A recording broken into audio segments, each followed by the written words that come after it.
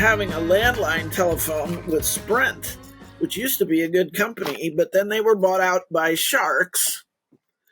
And the name for sharks is leverage buyout or holding company. And of course, why do they do buyouts? Because they want to profit. And what they do is they buy good companies like Rubbermaid. Have you bought anything made by Rubbermaid lately? Not in a while. The plastic is so cheap that it crumbles into powder. And they bought out LL Bean. Used to be you could buy a good shirt from LL Bean. What they do is they invest in order to bleed the company dry. So it's kind of like watching a spider eat a cockroach. Yeah. So I changed to a company that isn't cheating, and probably won't for a while. So who do you use now? Consumer Cellular. It's a subsidiary that rents space. That's how they work. There's only 3 phone companies: Verizon, T-Mobile, and AT&T. And if you get a phone from anybody else, they're renting time on the 3 biggies, because the 3 biggies have bought all the bandwidth. So if you want to have a cheaper rate, you can get it. You can get a fair deal. Because to me, what a telephone does is it makes telephone calls. And I don't want to pay for texts. I've never sent or received a text that I know of. I mean, I certainly have never sent one. And I don't play games on a telephone, and I don't watch movies on a telephone. If I want to watch a movie, actually, I watch it on the very screen I'm talking to you through, because I don't own a television set. And I have not owned a television set since before you 2 guys were born. Wow. The last time I watched television in my own home on a television set was I remember when I turned it off, which was the last episode of Archie Bunker, All in the Family. It was in about 1975. So it's been and I do avail myself of YouTube. So like I'm totally addicted to The Lord of the Rings. And I actually went the money to sign up for Amazon Prime. Mm-hmm. So that I could watch, the Galadriel's earlier history, which is a series, and they almost went belly up. It wasn't all that popular, unfortunately, but I love the movies and I love the books. So now you know who I am. All right. Well, let's just take it from the top then. So I did a little reading on you earlier this week. So you are the founder of the Equine Studies Institute? I am. Okay. And that was in 92. Yes, indeed. I see you've been to my website. Yep. Of course. We're very professional good man. production. You do your research. That's what reporters are supposed to do. Yeah. Yeah. So I guess my first question is, I know you're Dr. Deb Bennett, Ph.D. What is your Ph.D. in? And a perfectly reasonable question that would be, because it apparently has absolutely nothing to do with horses. Okay. I'm a vertebrate paleontologist. Now, are you aware? Is everybody clear as to what that means? They'll go, huh? And then I say, well, like dinosaurs. Right. Except that I never worked on dinosaurs as to writing a professional paper about dinosaurs. I mean, when you're in graduate school for this, you are made to learn the anatomy and potentially the biomechanics. I mean, some of it has to be figured out by reasoning, but you are made to learn the bony anatomy and familiarize yourself with the skeletons of every kind of animal that has a backbone. So dinosaurs are certainly vertebrates, and they, you see the skeleton's got a backbone, and all kinds of dinosaurs are reptiles. So we learn fish, amphibians, reptiles, birds, and mammals. And those are the 5 classes of vertebrate animals. And we learn the anatomy, and we learn something at least about the physiology. But we are also required to take a degree or 2 in geology, because if you're going to be a paleontologist, you're going to go out there in Utah or the Badlands of South Dakota or wherever you go, New Mexico, or maybe it's China or some island off Greenland, and you're going to dig something up. You need to know what rocks you're in, and you need to know how to read a geological map, and how to interpret the strata, how to interpret the paleo environment, because are the rocks a loose sediment? Is it sandstone? Is it limestone? Is it shale? It matters, because shale would tell you it was mud once.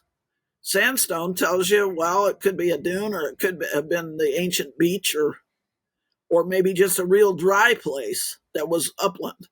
So you need to know both the animals and the place where you dug them up out of. So I have 2 degrees in geology, and I have my last degree is in biology with a specialty in vertebrate paleontology. Now, people often ask me, so how did you do this? I even had one of my old friends who is, was in my classes with me and was at the same graduate school, and turned to me. Both of us are now old enough to have had our careers.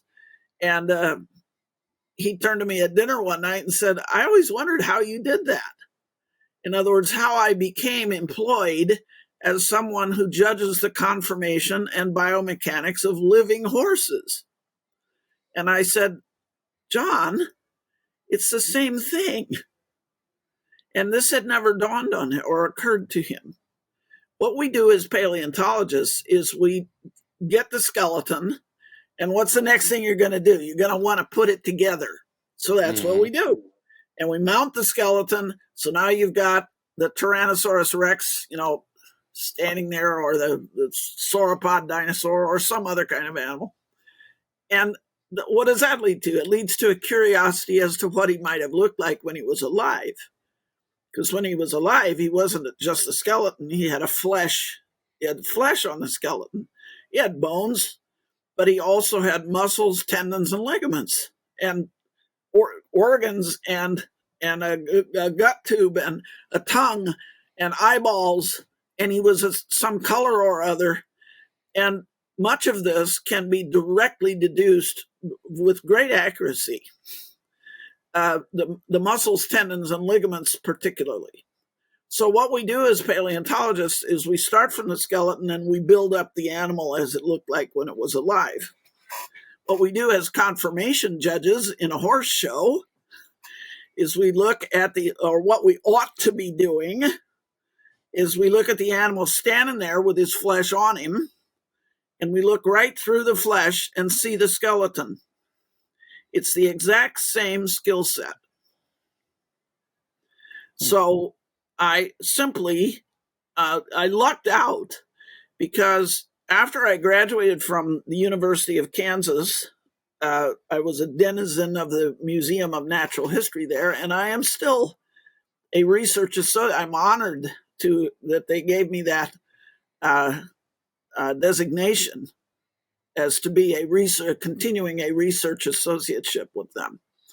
But after I graduated, I was employed at the Smithsonian Institution, which is our National Museum of Natural History on the Mall in Washington, D.C., across the mall from what you guys call the castle if you watch the TV show.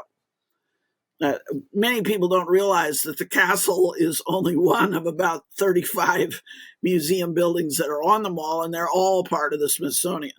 So I was at the National Museum, but I didn't remain employed there as a full-time employee for very long because I didn't think the job, I thought it was a government job. I thought it was PUD. So I came to my boss and said, look, I can do this job in 3 days a week. So you just pay me for 3 days out of 5, and I'll go find some other job and fill out my income that way. Well, that allowed me to do it, to legally take another job. And just by luck, I was in the subway one day, and there was a guy sitting in the chair ahead of me. He was reading a copy of the Washington Post, and I was reading it over his shoulder and irritating him. And at the end, because what he was reading was there was a story in there about how the Vienna riding school, the Lipizans, Reagan was president at the time, and they had come up and they'd heard that he had a ranch and liked to ride horses. So they gave him a Lipizan's horse.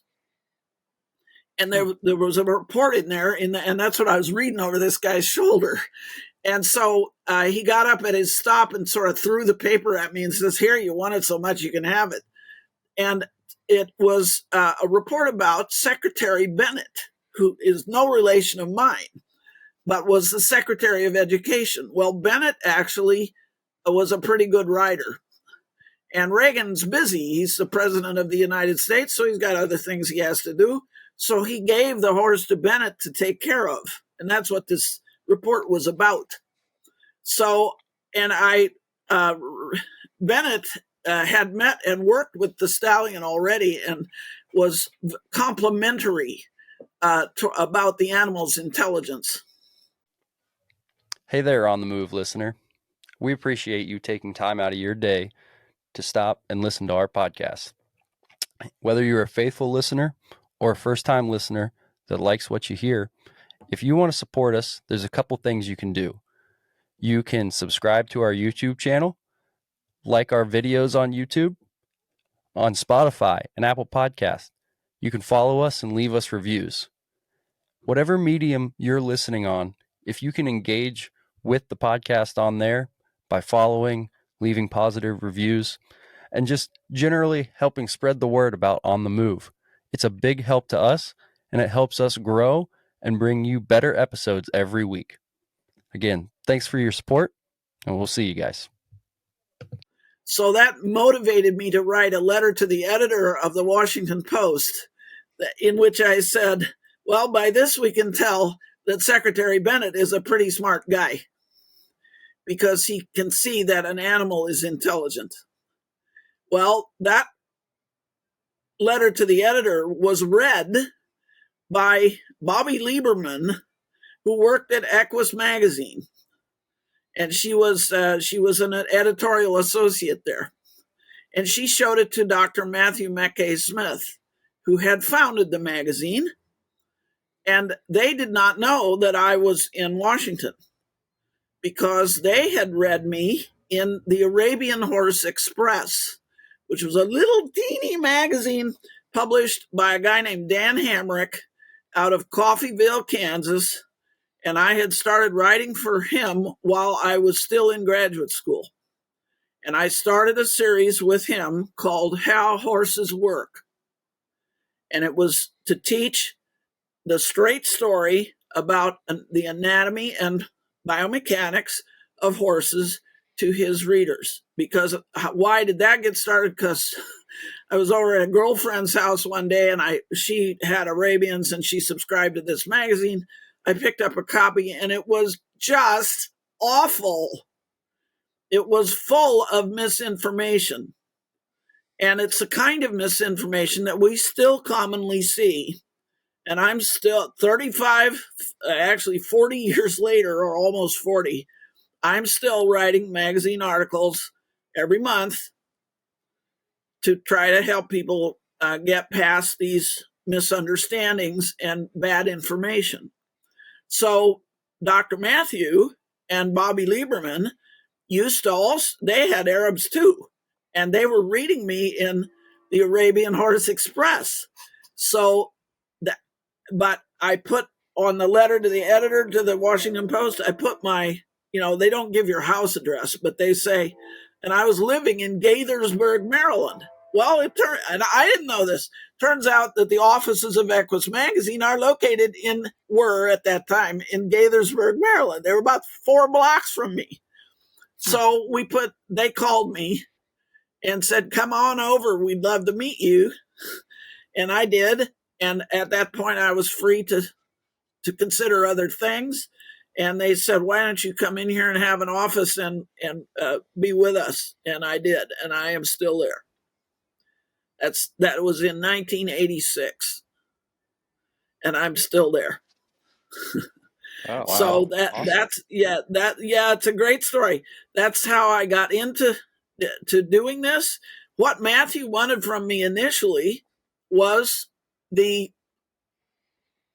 story of the evolution of the horse, because again, I'm a paleontologist, and Matthew, being a very literate man and very qualified to be the medical editor or even the general editor of this magazine, was also, he's a great man, and only great people are able to admit that there might be something they didn't know or weren't qualified to comment on.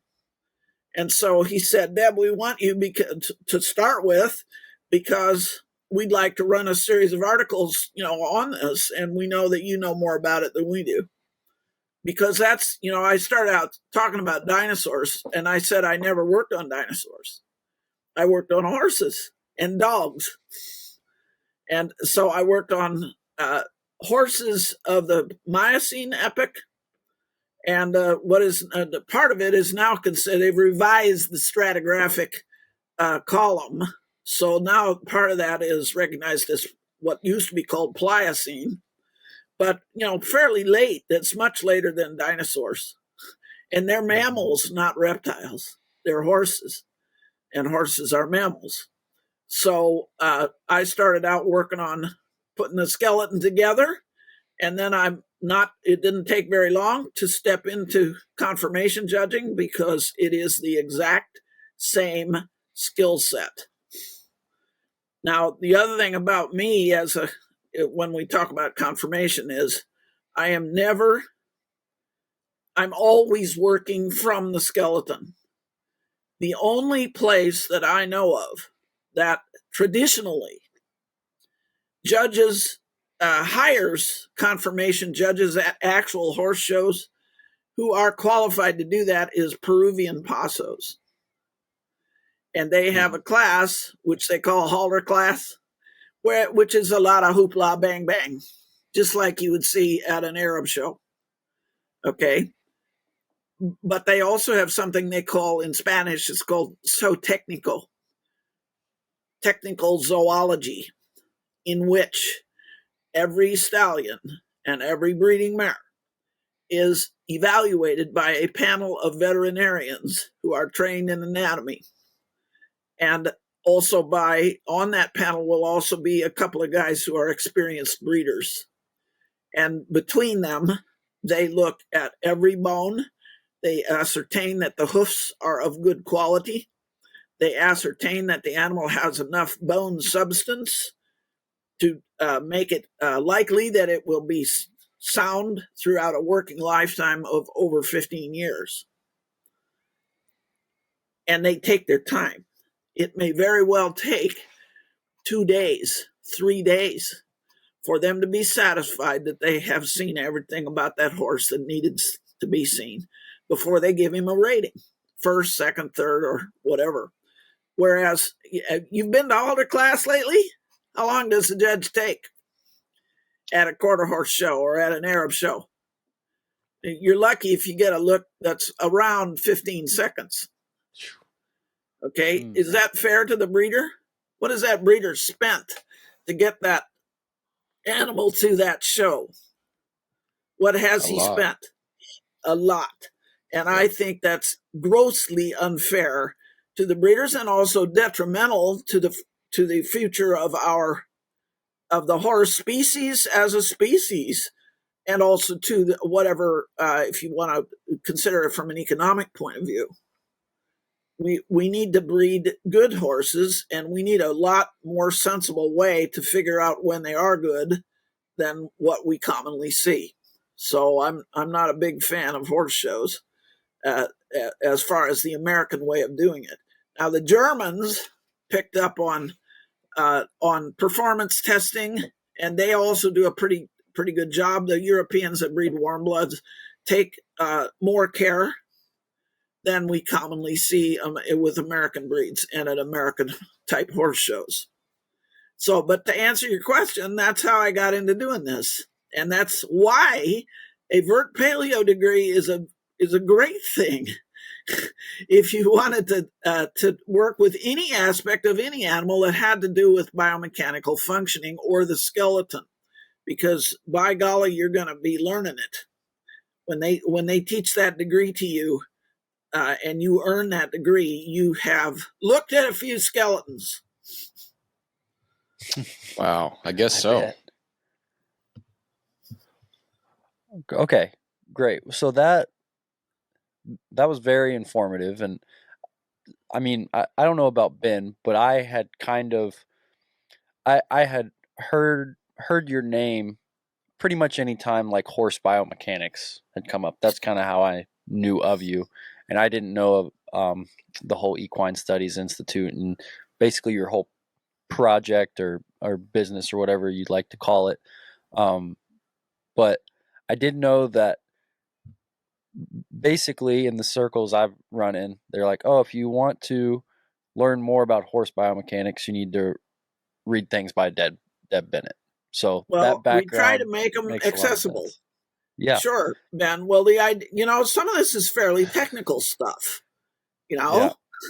So one of my endeavors, and I had to learn to get better at this, because when you're in graduate school, you speak a language that only other people in graduate school are going to probably understand. I mean, my poor mother, of blessed memory, okay, she's passed away now, but when she was alive, I said, Mom, you don't understand what I'm doing. So, could you at least try to figure it out? Could you make some effort in that direction? And she actually tried to read my Ph.D. Well, good luck. So when I was, still in graduate school, as I said, I started writing for Mr. Hamrick. That was my first introduction to writing for a general audience. And I also worked for the public education wing of the museum, which back in my day was a very thriving, dynamic, and wonderful program where the museum in Lawrence, Kansas reached out to the community, and especially grade school kids, to have them come in there by the busload, and they could sign up for a class taught by me or one of the other graduate students on, dinosaurs or fossil horses or whatever. And we taught every grade level from eeny weeny beanies, 4 years old or just pre-kindergarten all the way up through adult ed. So that really stretches you, because you cannot. Have you guys ever tried to teach a class of squirmy 5-year-olds? No. They can't sit still. Do you have kids? I mean, if you've had kids, you probably know. Well, when you get them, I mean, one of you guys told me you were just engaged. And well, if you get married and you have kids, you're going to find out, because little children have tons of energy, and you can't even. There's a church next door to me, and the minister's wife and I are friends. So at Christmas, I used to go over there and, with my camera, because there was nobody else. So it's not a very big church. And I would take pictures of the kids, dressed up like sheep or whatever for the Christmas program. And they're wearing their sheep costume, and they're just too cute. So, but they're even hard to photograph, because to take a photograph indoors without flash, the camera just can't be that fast. So it's hard to catch them in a moment of where they pause long enough to allow a photograph that's in focus and not blurry. So when you are teaching a class of 5-year-olds, you have to, and the class is to last half an hour. That's not a lot of time by our standards as grown-ups. But if you're going to teach 5-year-olds for half an hour, you have to have at least 4 different activities planned, because they cannot sit still or concentrate for longer than a few minutes at a time. And I had a good reputation with the director of the teaching program at the museum, because I could hold them. Part of it is my voice. Little babies in their cradles, if I speak, they will stop crying because they go, "What the hell is that?" I mean, that's what I think that baby must be thinking. Who the heck is that? But still, it's not the same. That's my point, is to talk to 5-year-olds as it is to talk to junior high school kids or high school kids or adults. So I developed a whole program there while I was there that was carried on after I graduated by some friends of mine on horses. It was a whole class that lasted several days for adults and it just covered the basic stuff, like what's a hoof, or what are those lines in his, that are called poverty lines in his butt. Where is the stifle as opposed to the hock? I mean, these are things that people that buy a horse actually don't know. And so there's a need. But over the years, I've had to learn to be a much far, far better writer than I was when I wrote my dissertation. And to not speak jargon and not speak lingo. I had a great teacher when I was an undergraduate at the University of Michigan, Dr. Gerald R. Smith, who has also now passed away. But Jerry assigned me my very first scientific paper. And I wrote it, man, I worked at that, and I made it so technical, and I picked up every catchphrase, and I, packed it in there, and he read it, and of course it's crap. And he said, "Deb, if you write something and you don't understand it yourself, how do you expect anybody else? If it's all full of jargon, you don't understand it either." So he said, "Speak English all the time." And it took a long time to really, really put that into practice. So, but I've had the benefit over my association with Equus Magazine of excellent editing by their managing editor. And that's another lesson that you have to learn. You got to grow up a little bit and stop being married to your own wonderful writing, so that when the editor sends your manuscript back and it's got red marks on it, you don't get mad. You don't get defensive. You obey. Because she bloody well does know better than you do. So I had to learn that. I had to get over being defensive or thinking that I was the only one that knew how to write this, because, oh Lord, how helpful my editors have been to me over the year. I mean, they make me look like a genius. And that's due to good editor effort. So that's how you got to learn. You got to learn how to speak, how to translate, because that's what I do, how to translate technical info into language that anybody can understand. That's part of the reason why today sometimes you hear that scientists are not trusted, because they haven't really gone after making that a priority. The public outreach is better than it used to be, but it's still not good enough. And also, they torture people. Like, remember Carl Sagan? Mm-hmm.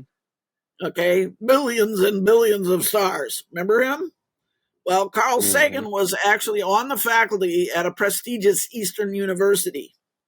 And his colleagues, quote unquote, at that school and at some other schools criticized him for being on TV.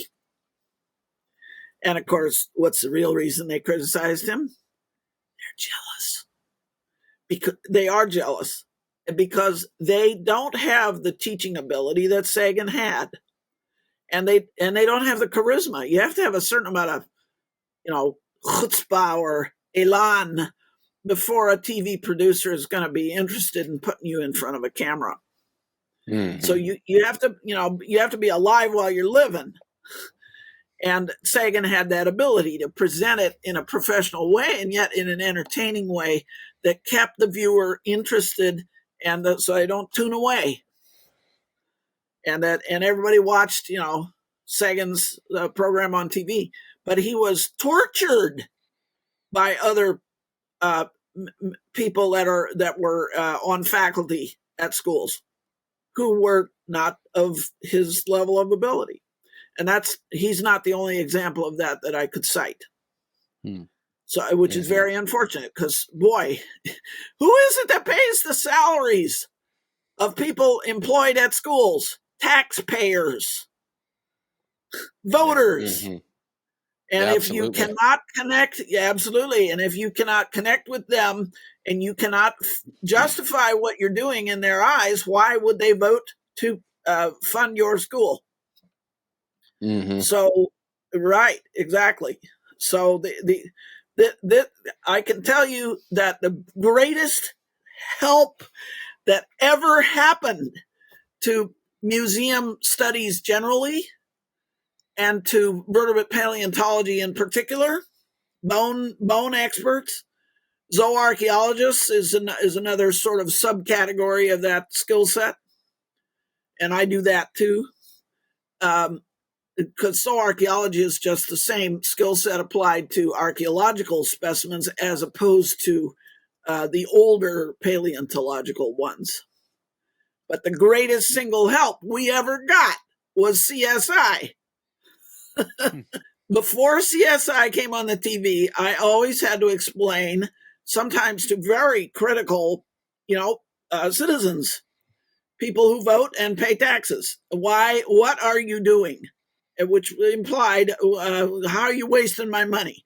You remember, what was his name? Senator Proxmire.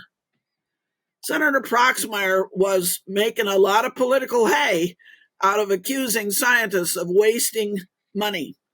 And he actually selected a faculty member from my museum who was on faculty at the KU Museum and he went on Johnny Carson and made fun of him. Because what this guy was doing, he was a herpetologist. And what he was doing was he was going to the jungle somewhere in South America, and he would hang microphones in the jungle and record the songs of the tree frogs.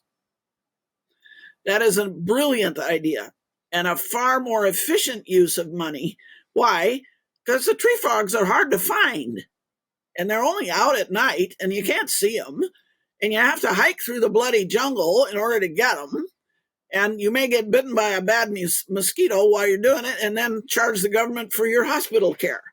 So it's much nicer if you can sit in camp and receive the recordings of all these frogs and then analyze them the next day. Well, Proxmire just thought this was ridiculous. Why would anybody want to record the songs of frogs? Well, you know what? They make anti-cancer medicine out of those frogs. And the frogs are all full of chemicals of all kinds. And of course, now that we've got climate problems and changes in the way the world climate works, a lot of our frog species are going extinct. And we also need to keep track of that. But never, ever make fun of alpha level science. That is to say, and, Reagan couldn't understand that either. Because to him, he's a practical-minded individual, science ought to be for something, like figuring out how to fix a car faster. So that's called technology. but it is not alpha level science. Alpha level science is science for its own sake, where you discover stuff that may or may not currently have an applicability or may not have a known applicability. But the next thing you know, they're making transistors from a discovery made at Bell Laboratories in 1935. And if it hadn't been for transistors, you and I would not be here today, boys. Right? Yeah, right? Exactly. Talking right now. That's where electronics come from. So let's, speaking of, this might be a very Reagan-esque question, but I feel like what your work does now, it is extremely practical in terms of, at least, I mean, I think Ben and I would think so, right? Because we both ride horses for a living. Like, sure. All of this is like very practical information. And so this probably isn't the most refined way to do this as a podcast host, but I feel like Ben and I's number one question where we wanted to start with all this, given your work and given what we like discussions we've had on our podcast prior, is the whole bending the horse thing. Okay. Which sure. I am anticipating being a little bit of a rabbit hole, but I mean, would you say that's a fair question to ask someone like Deb? Sure. Ben is to bend or not to bend? The only thing, because she's already been talking about, just scientists and misinformation and how you trust people. And I noticed in that article you wrote most recently, you started it off by saying that, it's good to have what I felt from what you wrote was like, yes, there's going to be some different perspectives, and then there's the truth, but be wary of saying never. And I feel like that's even what you're saying right now is people who are like, never do this or never do that. And so I think that's what we've talked about with different people on here. We've had guests come through, and we've never had big arguments. We have a good time, right? But we've definitely had different guests who are all over the place on that map. And Joe and I probably both have our own thoughts about it through our mentors, and then our own real world experience from what's happened so far. Then reading something you've written, you're like, wow, things start to line up. And what's cool is like Joe and I, we can ride horses every day and feel what we feel and learn from people. But then someone like you, again, you've studied much harder than we ride horses, I'm sure. And you've studied that anatomy. And so, I think I'm with Joe. I would like to hear kind of how you would present, the importance or the non-importance of bending a horse, and especially why is never such a dangerous term, especially when it's applied to bending a horse. Right. Well, the first thing you guys need to realize is the technique that I used for writing that particular article, which was printed in the Eclectic Horseman magazine, that you're referring to, is called in debate circles and in legal circles, it's called reductio ad absurdum. You take the other guy's statement, never bend your horse, and repeat it over and over until its absurdity becomes obvious. In other words, you let the other guy kill himself. You let your opponent in the debate actually dig his own grave. Hey guys, let's talk about steel buildings for a minute. Maybe you've looked into making one, building one on your place. Maybe you saw the price tag and that scared you off. Maybe just the sheer amount of work and effort, planning, all that good stuff that goes into it has kept you from going ahead and building on your property. Well, now's a great time to get a free quote from a great company. Head over to www.metalmdi.com/on-the-move. And our friends at Metal Material Direct have a free online configurator. You can plug in all your details, dimensions, specifications, colors, windows, dormers, all kind of cool stuff. And you can see the building and get a free quote. If you head over there now and tell them that the guys from On the Move sent you, you can get a massive discount on your building. And we're talking American steel. This is top quality stuff, guys, and a great company. They also offer fencing, a really cool fencing solution. It's a octagon pipe with bolt together connectors. So don't miss out on this. If you have wanted to build, need a building, or building fence, building an arena, just anything ranch, farm, or commercial related, head on over to www.metalmdi.com/on the move and tell them that the guys from On the Move sent you. Okay, because as you say, Ben, never is an impossible word in the horse kingdom, because as you guys know from training horses, they're all different. Have you ever had two exactly alike? Maybe kind of similar, but not, they're never alike. And that's part of the endless interest in training horses, because it's such fun, because it's a new page. And the one you got today does not respond the way the one you just finished training and sold. So what probably should be mentioned at this juncture, that I also rode with Ray Hunt for 10 years. And I met him in the late 1980s, and that was a wonderful experience, and I enjoyed every minute of that, and I continue to be grateful for it. And then Ray mentioned me to Tom Dorrance, who called me up. He didn't actually call me himself.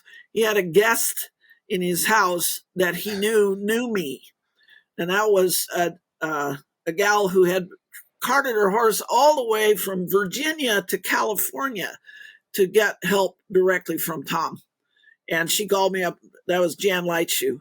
She called me up in my apartment in Santa Rosa, California, because by then I had left the East Coast and I was living in California. And she said, Deb, I need you to come over here because this old man is wearing me out. And of course, Tom put her up to it. But that's how I got to start riding with Tom Dorrance. And I was absolutely blessed to have had that experience also, until Tom got too sick and too old and went up the hill and retired to his brother's ranch. But while he was available to the public, he was certainly available to me, and that was big help. I had owned and ridden horses and taken lessons for years and years and years. I got my first horse while I was still in graduate school in Lawrence. And that goes back to about 1982. I was 22 years old at the time, or 20 years old, and had a lot to learn. But Tom and Ray helped me enormously, so that after they got done with me, I could actually train horses. And I knew what to do, and I knew how to do it, and have enjoyed doing it ever since. I regard riding as an act of physiotherapy. I have, for years and years, I competed in everything you could compete in, because I wanted to prove that I could handle any kind of horse anybody threw at me. And I was a pretty good athlete as a teenager. I used to play tennis, and I played hardball, and I could pitch them in there with the guys. And I could handle a horse, and I could rough one up if I felt like it was needed. And I would too, till I learned better. So my history personally is similar to Ray's, because if you guys knew Ray, he used to tell stories about how rough he used to be before he met Tom and before he learned better. So I had a large feeling of empathy and similarity with, I felt like, gosh, this is the teacher that's made for me, because he's got the same emotional chalkboard that I do. He can get mad, but he learned what to do with that anger. And by watching him, I learned. So that the type of stuff that I used to do stopped after a very short time of being with Ray. So that leads into, because you see, that's not quite the same as the paleontology thing and the skeleton thing. I have qualifications there, but you ought to really ask me, who the heck are you as a rider? So, but after Ray, I was able to train horses all the way through the Grand Prix. When I met Ray, I had taken enough lessons to be able to ride one, but piloting a horse that somebody else or that has made is a whole different animal. Like being able to push the buttons and installing the buttons are two different things. And learning how horses learn was a huge thing for me. And I so much enjoy that. Doing what they call circus tricks.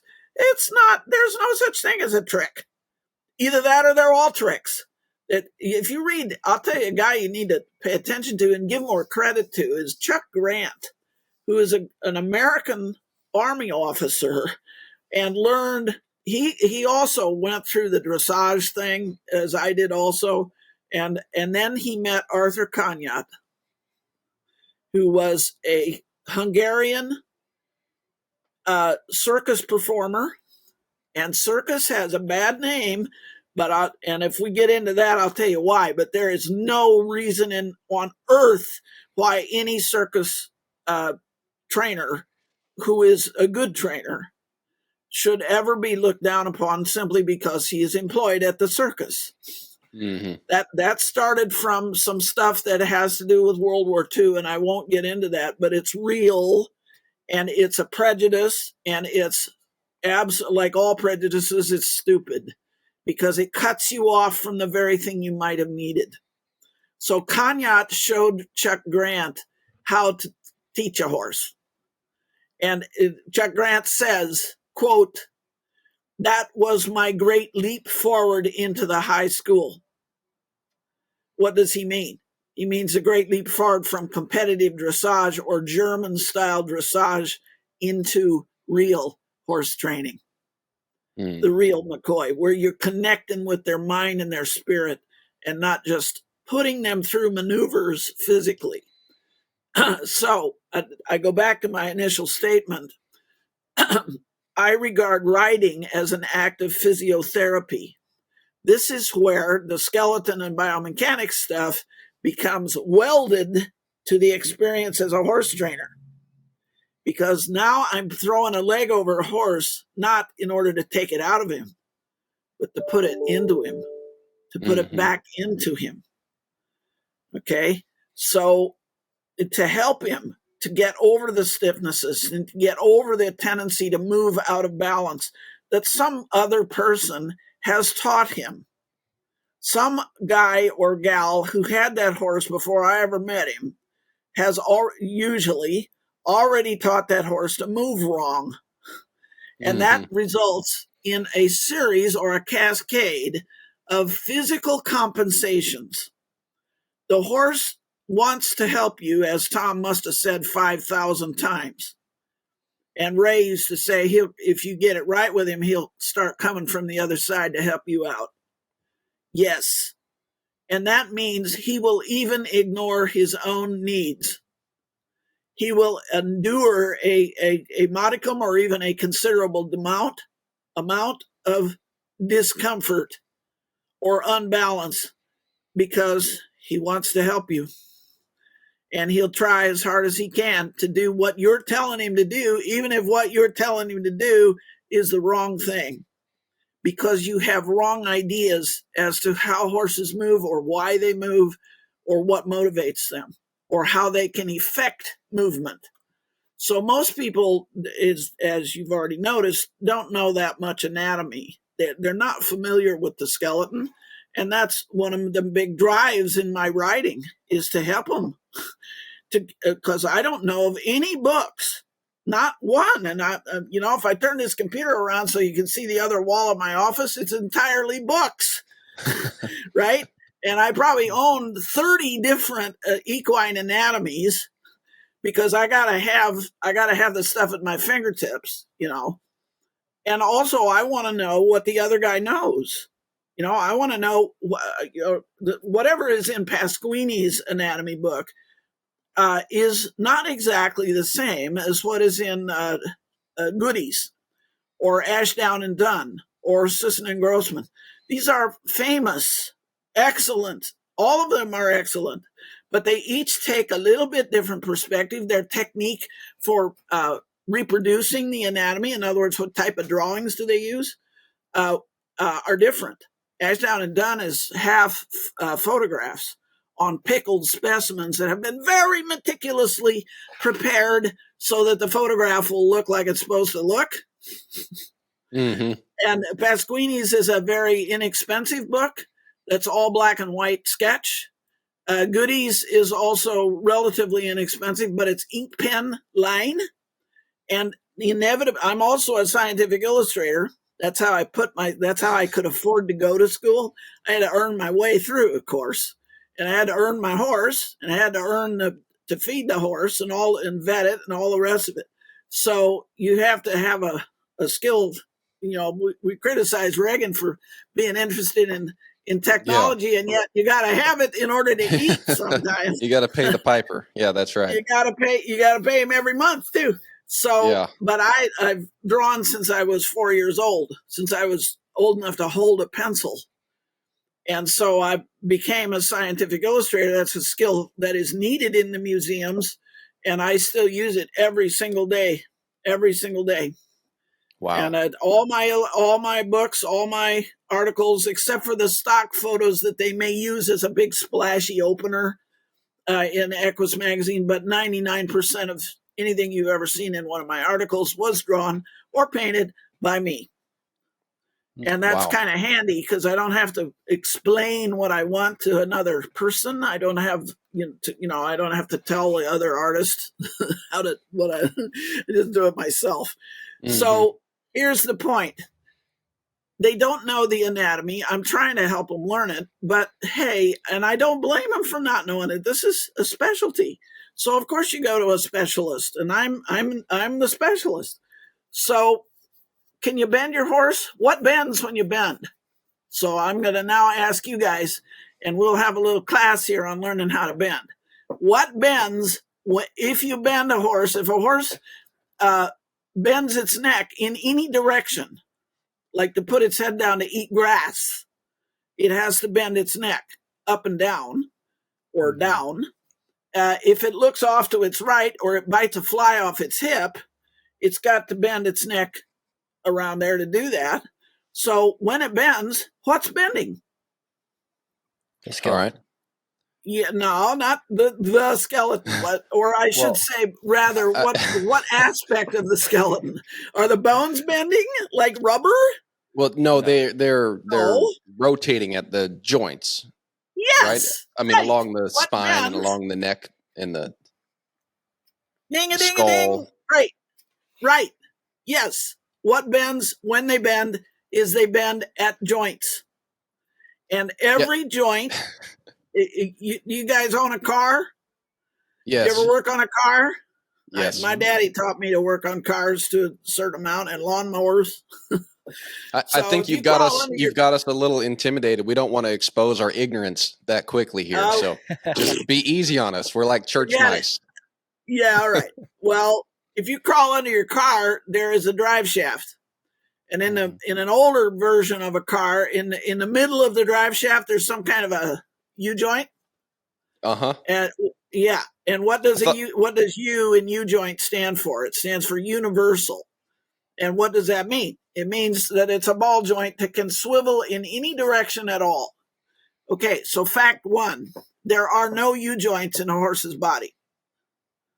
But there are joints. So can you think of some other kind of joints that would be like your elbow?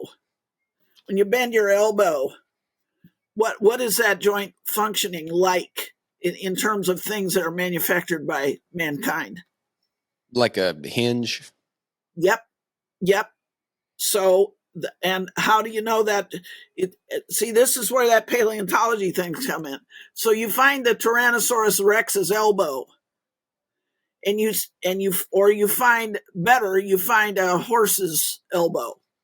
You find the humerus bone and you find the radius ulna bone, and you fit them together, and you notice that the only way they can move is in one plane. The only way that the forearm and the arm can relate to each other in a horse is it doesn't go to the side. It doesn't go round and round. It only goes like a hinge. Okay, why is that? Because the shape of the joint surfaces will not permit any other kind of motion. In other words, every joint in the horse's body has a particular shape for that precise reason. Because each and every joint has a designated job, and it is designed beautifully to perform that job only. So there are some joints that have more than one movement capability, but many of them only have one, and the elbow is the most extreme in that way. So you have some joints, like the elbow, that are so tightly designed for just that one function that they hardly need anything to support them other than their articulation with the other bone. That's how tight and clean that articulation is. But other joints in the horse's body, and the most outstanding one here would be the stifle. Looked like God was sleeping when he did that one. Because, no kidding, because you got all these straps that are needed to hold it together. And as a result of that, that's true in people too. What's the most common injury in sports? To which joint? All the time. The football player has this, the clipping injury, the hockey player has it, the soccer player has it, the tennis player has it. They get their knees injured. Yeah. And they get their knees injured, and the human knee is the equivalent in the horse of the stifle. And it's the same problem with people. It takes a kneecap and the overpassing musculature and the patellar ligaments, the collateral ligaments, and even inside the joint, you've got the cruciate ligaments that hold the lower end of the femur onto the top of the tibia so it doesn't just rip apart. And that's where they get the ACL injuries. That ACL stands for anterior cruciate ligament. So women particularly are always coming down with ACL tears because it's just a joint that is not that tightly articulated. It's meant to pretty much only go like a hinge, but it also has a rotatory capability that is built into it. There's something called the tibial spine that sticks up into a fossa in the bottom of the femur because, especially in horses, at certain points in the stride, the tibia actually has to rotate on the end of the femur. So it's got a kind of double function. It's like the hinge swings open and then it goes creak, creak, and goes around makes a rotatory action. So the point is, there's all kinds of joints in the horse's body, and to understand bending, you have to first realize that bending happens at joints. Now, when we talk about bending, we're not the way you guys are meaning the question or what the article that you were referring to was about is not really about the elbows.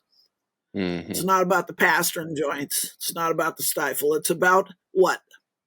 The neck. What bends when he bites a fly off his hip? The neck. The neck. The neck. And yes, and the neck is part of or is structured by or supported by the spine. The spine is composed of vertebrae. And in horses, let's count them.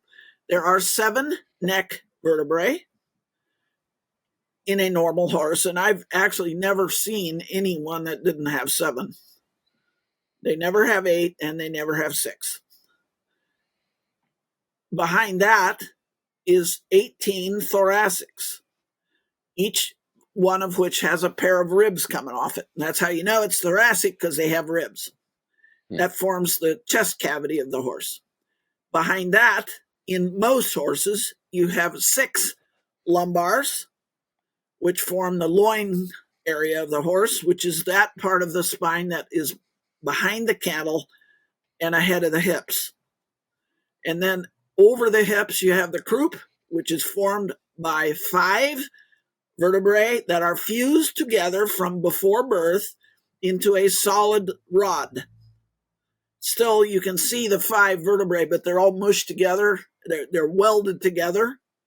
Mm-hmm. And then behind that, you got the tail, which may have 0 caudal bones, vertebrae. That's rare, but it does happen. And as many as up into the mid-20s. So a horse can have a long dock or a shorter dock or no dock. Okay, so that's how you build a spine. Neck bones, thoracic bones, lumbar bones, sacral bones, and caudals or tailbones.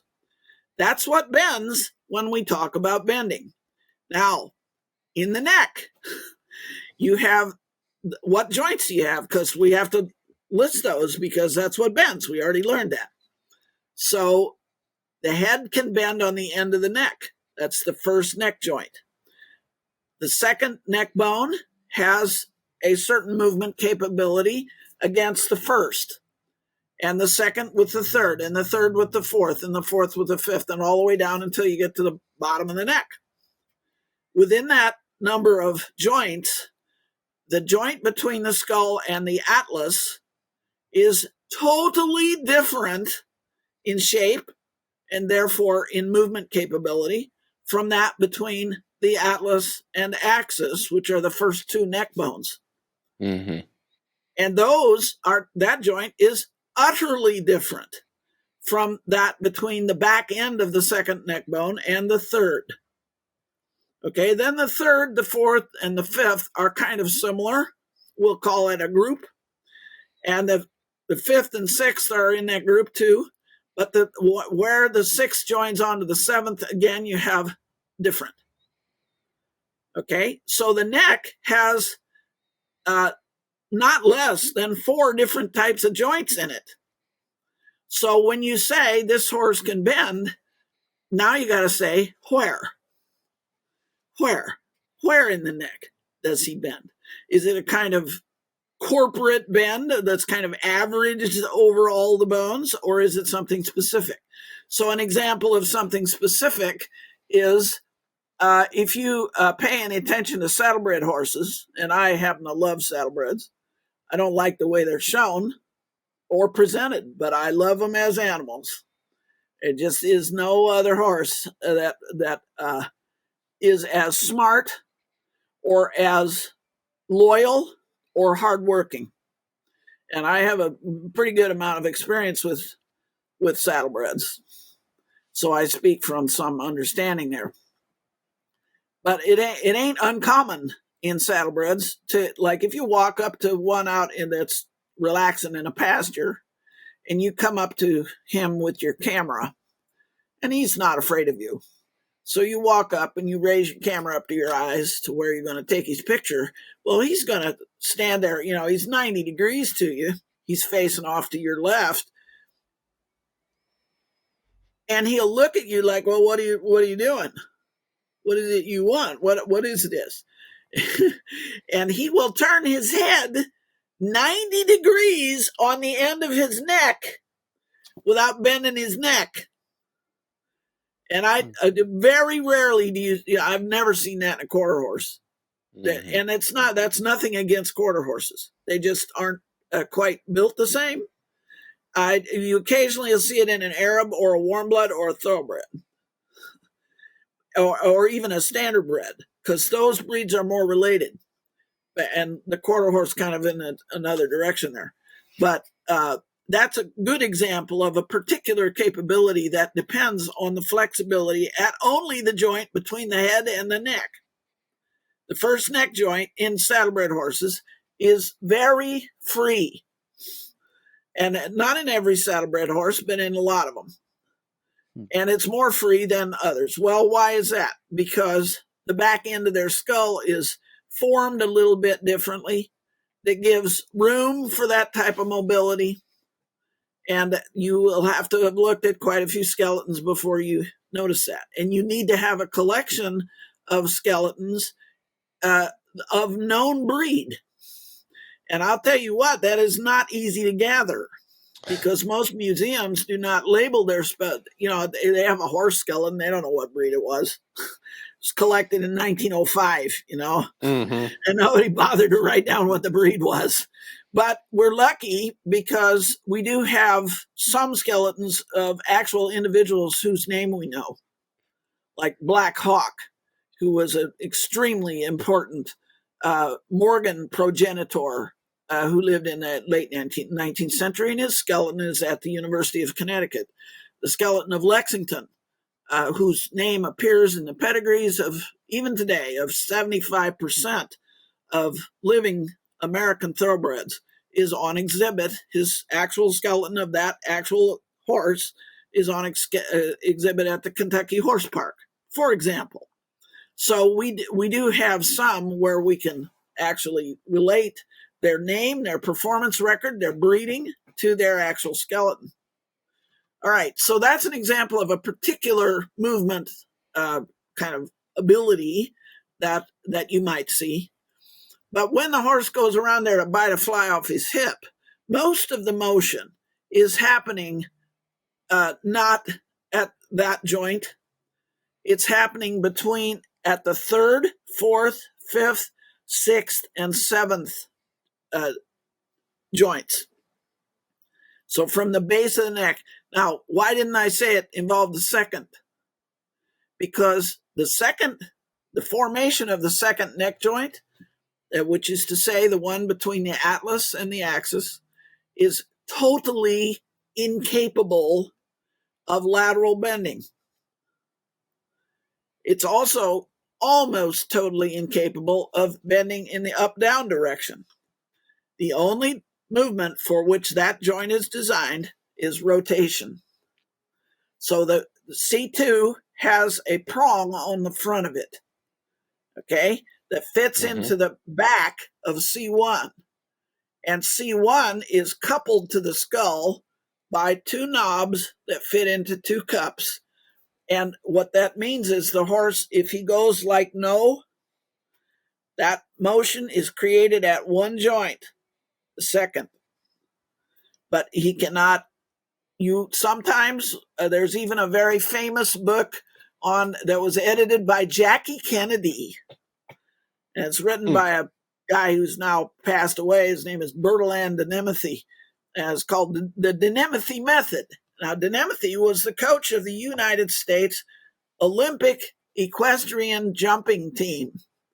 And he was probably the best coach they ever had. And they certainly won a lot while he was coaching them. Hey, On the Move listener. Have you been following us on social media?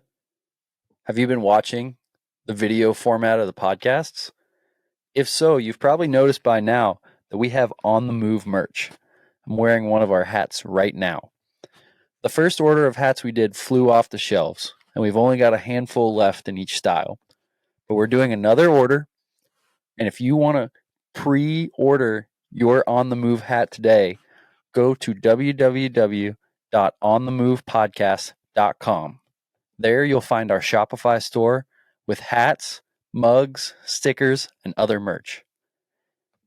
Get it just in time for the holiday season and let everyone know that you're on the move.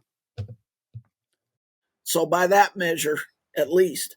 But in his book, there is a drawing which is entirely bogus that shows how the horse can break his neck at the second neck joint. And that's entirely wrong. And yet it's in a book edited by somebody that's supposed to be knowledgeable. She didn't know any anatomy. By a guy who was a great coach who also didn't know any anatomy. And you get this all the time. The second neck joint absolutely cannot bend down. In other words, it cannot arch. It can hyperextend a little bit. It can do this a little bit, but it cannot do this. If it does this, you have ruptured something. there is a steel strong cable in the form of a ligament that connects the front end of C2 to the back end of C1 above where this finger is, that protects the joint and keeps it from bending down. It can't unless you tear that ligament. Now, you can tear it. There are photographs that you can look at on the internet of a horse having a very bad fall over a jump. And they're coming in at speed and they trip over the jump and they land on their head and they slide on their head and then they're dead. Because why? Because that forces the bend where it ain't supposed to happen. And what does that do? It tears the spinal cord. So he's a dead horse. Okay, so you can't bend them don't be trying to bend them where they can't bend. And that's in this article. So I talk about twirling the head. That's my name for something actually thought up originally by a man named Francois Boucher in the 1830s. And Boucher talked about what he called jaw flexions. And they are, but but the way I practice it, and I think a more practical approach to the modern rider is because most of us ride in snaffle bits. It's just my technique for that, and my name for it relates to that. Boucher's horses a lot of them were old war horses that had actually been in battles, and they're just iron-jawed, and they're all in double bridles. So his technique for doing it involved manipulating both bits. Mine you do with your hands, or you can do it with the snaffle bit, or you can do it with a Hispanic type bozal, not a Mexican bozal, a Caribbean type bozal. What would be the difference between those two? Bozals?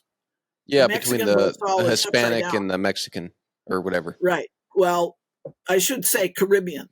So you look at the equipment that's used on paso horses, particularly Cuban or Puerto Rican pasos. The attachment for the rein is over the nose. So and it fits pretty snug, and it's not braided. It's just a strap.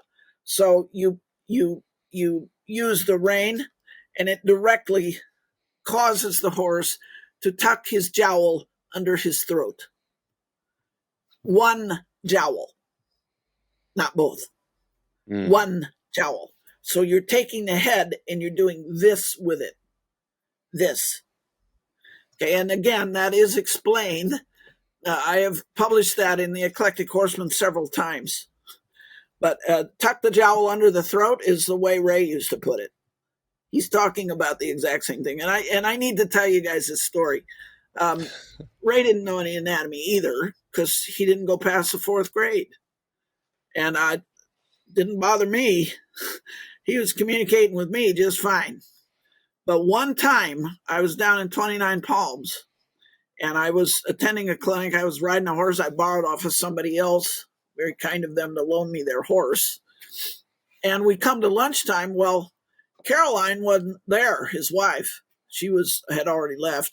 So Ray actually sat down and ate lunch with us at a picnic table. And it wasn't too far from where the cars were parked.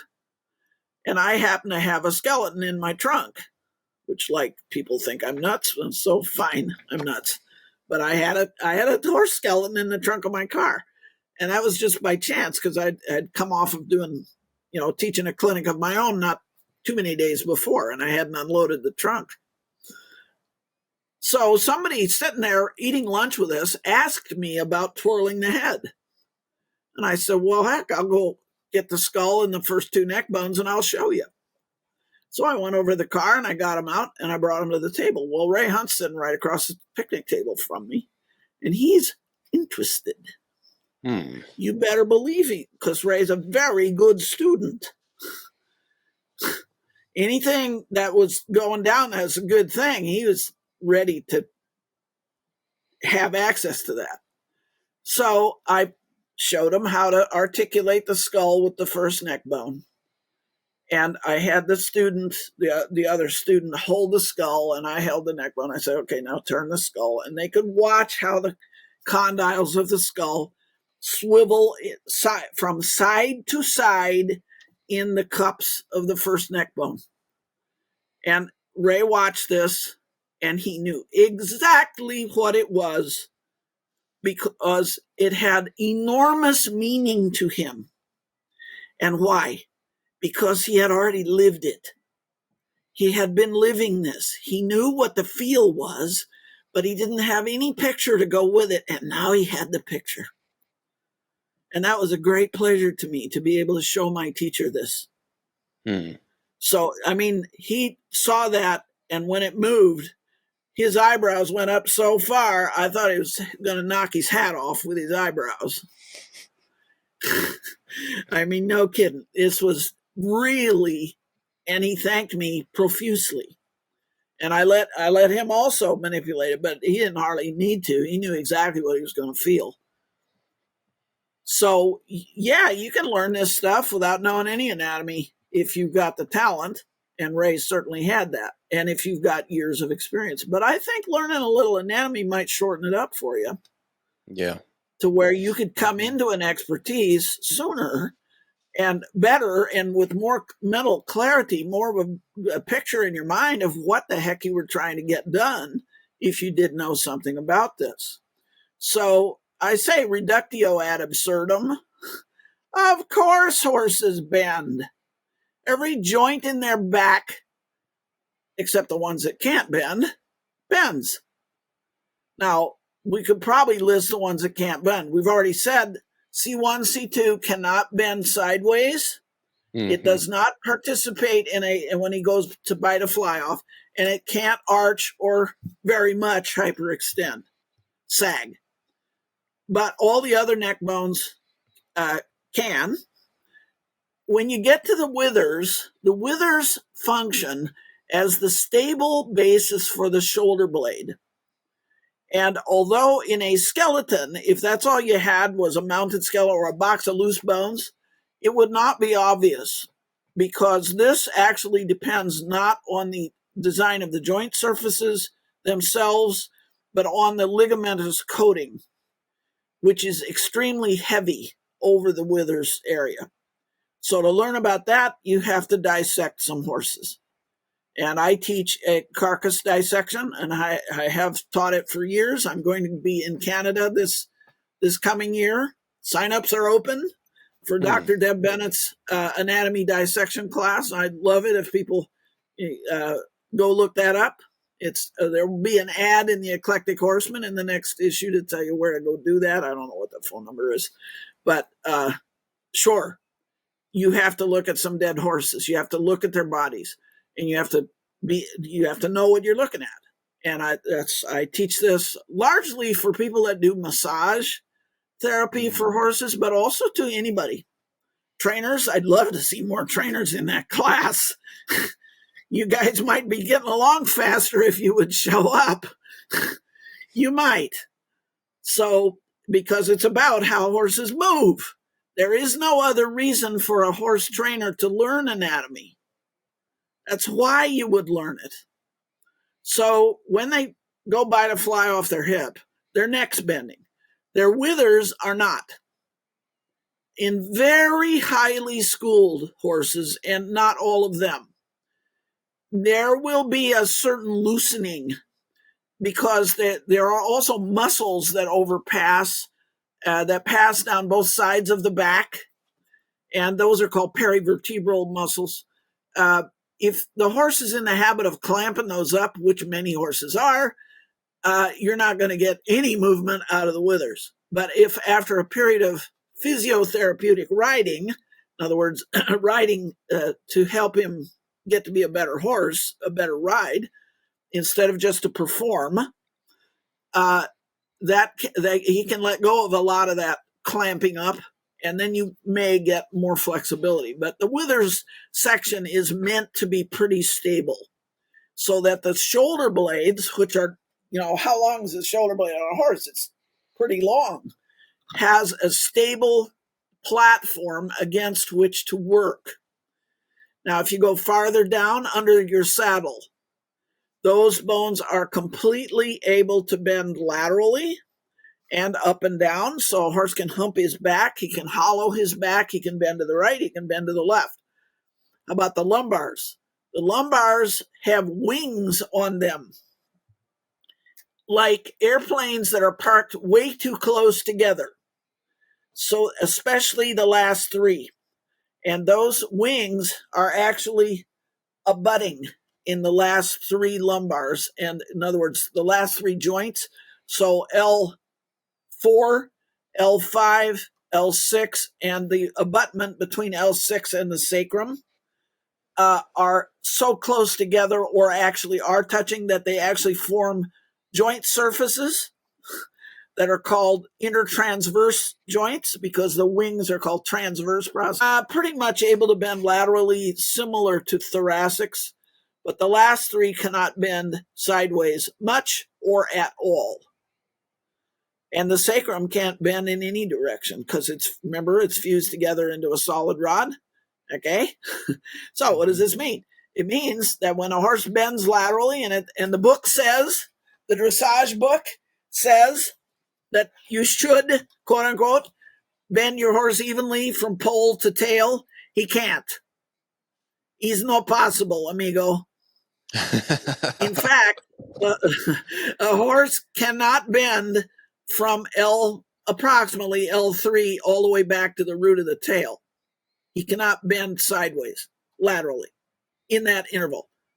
So, and as I say in the article, yeah, when you look at him from the top, or you take a photograph of a bending horse, a horse that's on a circle, and you've got a camera up in the sky taking a picture of him, it looks pretty much like he's bent uniformly. But that's somewhat of an optical illusion, because the bend is kind of averaged out over from the butt to the head. So that's what you're aiming for. It's, in other words, to bend him evenly from pole to tail is literally impossible, but in a sort of a general way, as a concept, yeah, it's a good concept. But, when you actually know the anatomy, you realize, well, not entirely true. It's not entirely true. So and this comes in handy, sometimes, this inability to bend sideways, like I'm sure you guys are able to train a rollback. Well, they work better if he's a little more stable in the rear quarters, right? Mm-hmm. Right. But he's still gonna.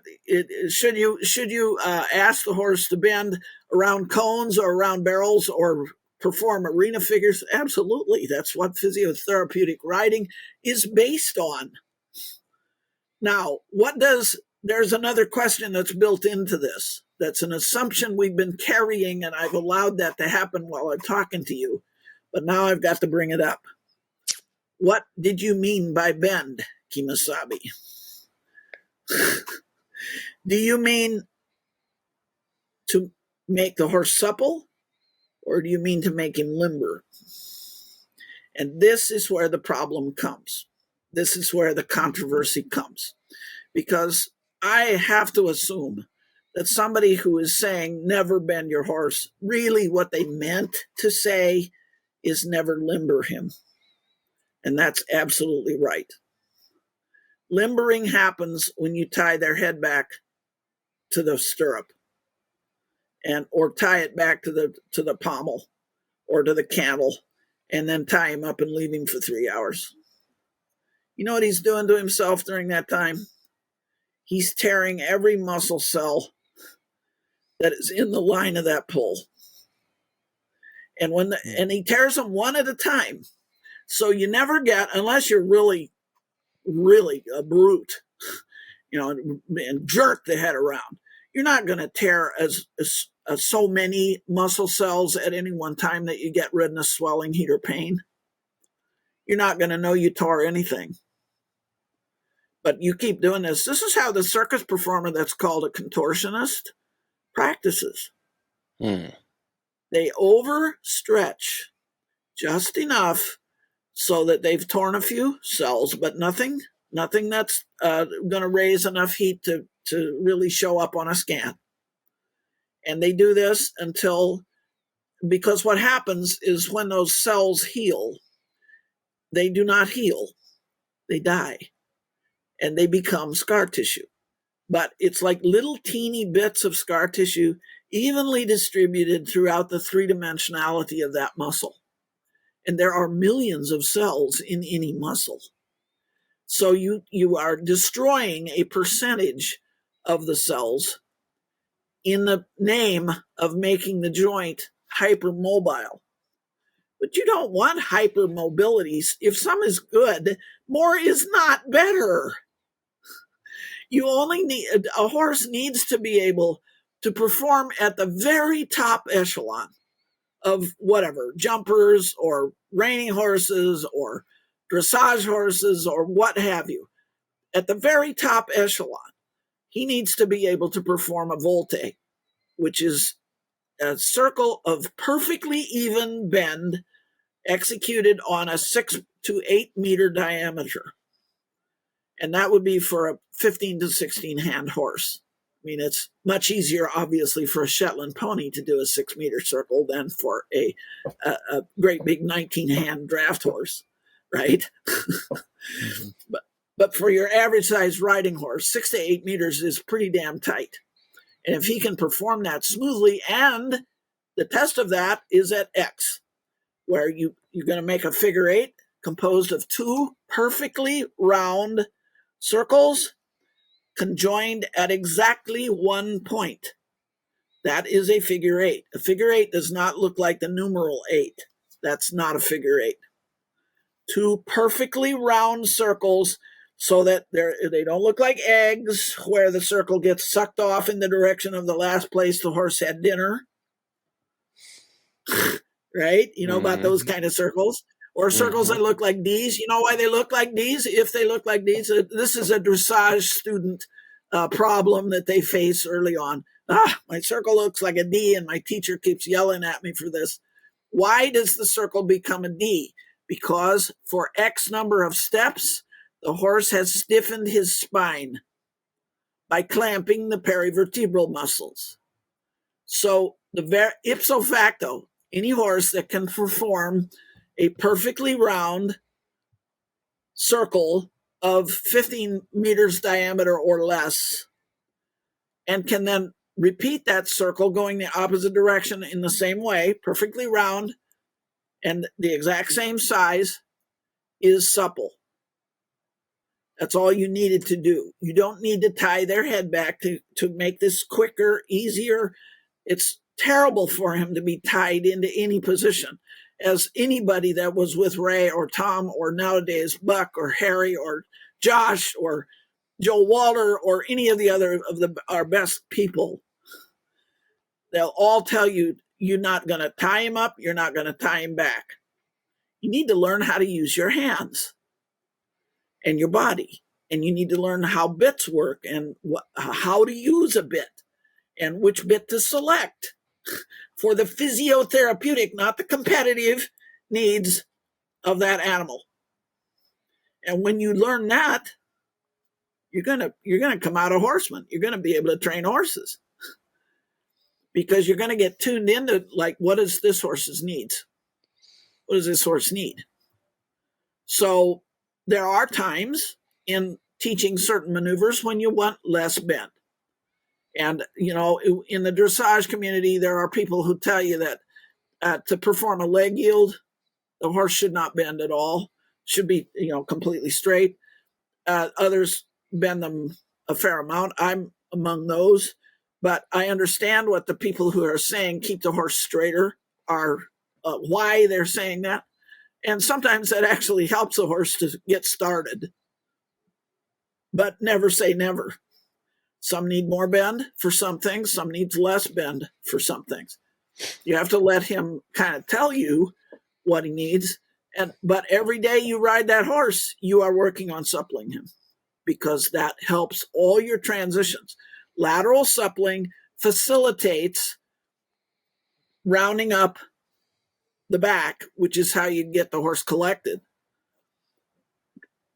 Mm-hmm. So has that answered your question adequately, guys? Yeah, I think through everything that you've been talking about, that never say never becomes quite evident. Also, my lack of knowledge about horses' anatomy is quite evident to me. I'm definitely going to have to listen to this podcast a few more times. But it's, when horse training, and I'm sure with, oh, that's all right. But I'm sure in horse, like personal fitness or health, there's so much bro science, you could call it that, where it's like you equated this to a car. Someone who's never been under the car, like I think Joe and I, we've both been under a car. So if we hear a weird noise, we might go, well, I think that's the radiator, hissing or something. And it probably is. Right. But if you've never been under the car, you hear some noise and you're like, oh my goodness, my tire's going to fall off. And really, it's like the back window's down a little bit, or like it's something totally unrelated. And so you make this assumption and then you make a correction based off of that. And I think with horses, it's really easy for people to get a little bit of knowledge and then start to think that they understand the horse. And then when things are going wrong, they make an assessment. Well, they make an assumption, and then they assess their assumption, and then they make a decision to fix it. And then now that's gospel. And then if they have people that are following them, like students, now they better not change their stance too quickly, because they're going to look like they don't know enough. And then next thing you know, you have a bunch of people following some method, whereas all the things you just said kind of debunked any method. And it says, get educated and understand how the horse works. I guess you could call that the method, but the horse has an anatomy. God made it that way. Study it, and then you can make an assumption, an assessment, and a decision, but not based off of your method of riding, but based off of the horse's needs in accordance with the situation. So I think you broke that down very well, and it was very informative. Like I said, I'm going to have to listen to all that again, because it just kind of opened my mind up. Like, I was aware of a few of these things, and I've read some of Bochet, and I've read a little bit of your stuff. But I mean, just hearing you talk about it, it's like, whoa, like I want to come to your seminar. I don't know if I can make it up there this year. But I'd love to have for sure. That's an incredible opportunity to see the inside of a horse. Cause I know for myself, I jump to conclusions very easily. And, so especially with a horse, it's easy to jump to a conclusion and think, well, I just need to soften this a little bit more. I need to bend this a little bit more. And just listening to what you said, what my takeaway is, like, get educated. And then you can try to make an assumption. Your description of how it gets to be gospel is right on. That's exactly what happens. I find it very irritating, and I used to observe this with Ray's clinics when I was attending them. People would stand there leaning on the fence, but they wouldn't ask. They stood back and made an assumption about what he was doing or why he was doing it that was completely wrong. But it made logical sense in their own head. That's understandable. People try to make sense out of life or why things, and they do that when they've had an accident. Their horse bucked them off for some reason, or ran off with them, or ran over them. And they'll show up in one of my horsemanship classes and they'll tell me all about it. And then they tell me why. And their reason why is completely off. But it's the best they got. So we try to teach them better, But and you're right, with a famous historical example of leaning on the fence and not asking is represented today in the Pony Club manual, which all the little English riding girls join the Pony Club. Okay, well, what it says in there is that when you girth your horse up, you ought to lift up the front leg and pull the wrinkles out from under the girth. Now, guys, you've girthed up a lot of horses in your time, and I don't know if that's something you do or not do, but if you just girthed him up and you didn't lift up the front leg and pull the wrinkles out, wouldn't they have disappeared after the horse took 2 or 3 steps? I mean, you don't need to pick up the front leg. You know why they do that? You know why that's gospel with them? Because the Duchess of something or other was watching M. Horace Hayes, who was a great British horseman at the turn of the 20th century. 1904, Horace Hayes was Queen Victoria's chief veterinarian in the Raj. In other words, when they were colonially conquering India or governing India. But Horace Hayes and his wife are there were several more people involved, but they're among those who founded the Pony Club. And the Duchess of whatever was standing there watching Horace Hayes girth his horse up one day, and she sees him go around the front and lift the front leg up. And she says, "Oh, how kind of him. He must be pulling the wrinkles out from under the girth." And that's not why he was doing it. Hey, you guys work with colts? You want to know a good one? Yeah. Do it. No kidding. When you girth him up, you got one that wants to hump up. All right. Well, if he's not going to run over you, don't get yourself in trouble. But if you can get a front leg picked up and you hold that leg up and kind of make a circle with the knee, pick it up as high as he'll let you without, don't get it to where he's going to take his leg away from you. Stay within where he can take it. But you pick the leg up, manipulate it a little bit, put it down, go around and pick up the other one, and he won't buck. Because what that does is it pulls on the latissimus, which is a muscle that connects the back side of the scapula to the side of the rib cage. And it also affects the pectoral muscles, and it kind of shuts them off. And this is a technique that's used in veterinary chiropractic to this day, because it shuts off a clamping response or a bracing up response that many horses will have to the pressure where the girth comes right over those same pectoral and latissimus muscles. So that's why Horace Hayes was doing it, because this old boy had ridden a few colts. He knew better than to just let the girth yank it up there and try to hop on. So it's easy to misunderstand what you see the master horseman doing, unless you be as brave as you guys have been and be willing to be made a fool of, in your own mind at least, and ask the question. Ask the question. I was on a Zoom conversation the other day with Emily Ketching, who's the editor at Eclectic Horseman, and we're doing a class. This is a live class on Zoom, and we tell them at the start of the class, in the beginning, after I finish with my brief lecture. Okay, so I do like 15 minutes on whatever topic, and then we say, please ask anything you want. It does not have to be related to what we said we were going to talk about. Mm-hmm. And I had one woman write in afterwards and say, well, what I really wanted to ask, why didn't you ask me at the time? Well, you said already why, because she didn't want to be made a fool of or be thought a fool.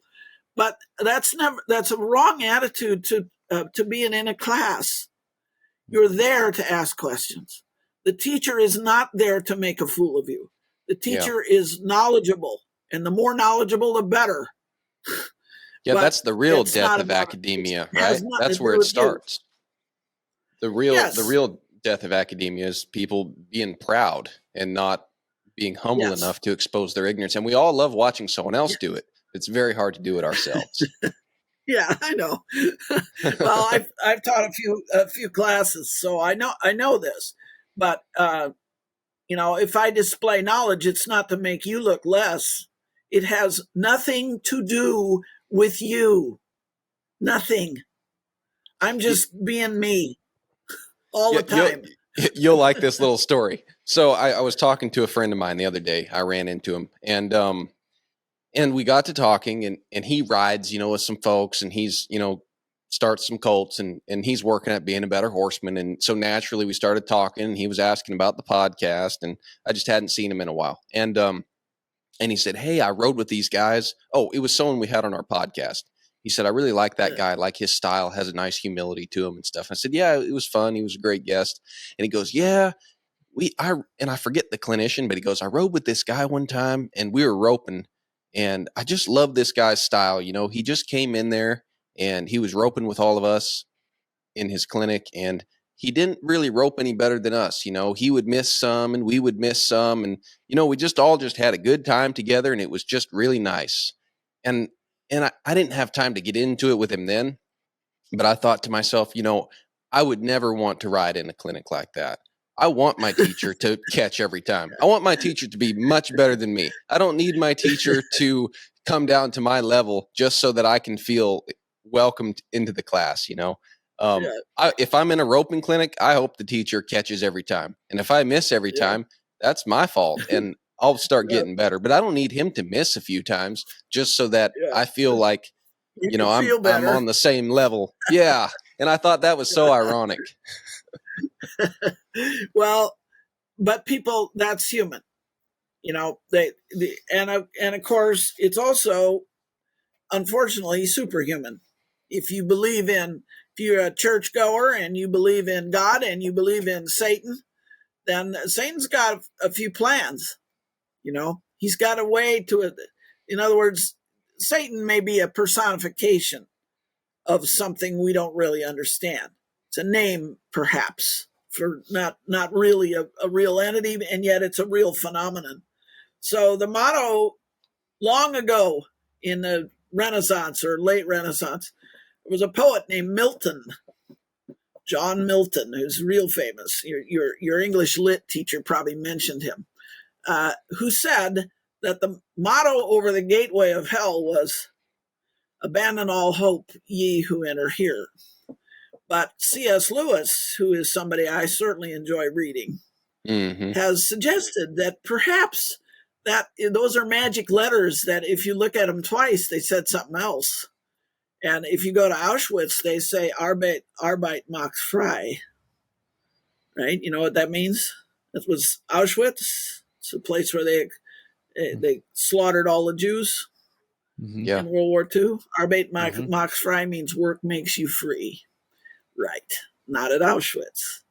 And another thing, so C.S. Lewis suggests that what's on that gateway is, if I can't have it, you can't have it either. And that is an evil which I see all the time. It's not just an active sort of humility like you guys are talking about. It's more like, well, if I can't do it as well as the teacher, or if he makes me small by being great, then I'll get even.